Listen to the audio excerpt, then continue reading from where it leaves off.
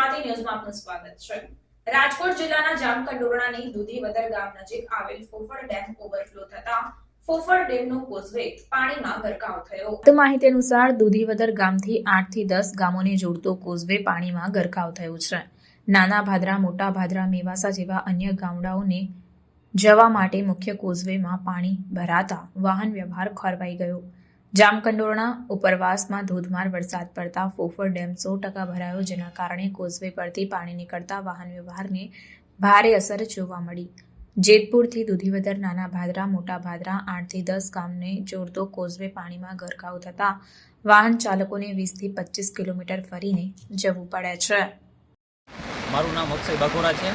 અમે જેતપુરથી નાના ભાદરા તરફ જઈ રહ્યા હતા તો આઠ ગામને જોડતો જે પુલ છે અત્યારે હાલમાં પાણીમાં ગરકાવ થઈ ગયો છે। પાણી અત્યારે બહુ જાજુ છે। અમારે અત્યારે જવું હોય તો જામકંડોરણા ફરીને જવું પડશે। નાના ભાદરા જે 20 થી 25 કિલોમીટર દૂર અમારે પડશે।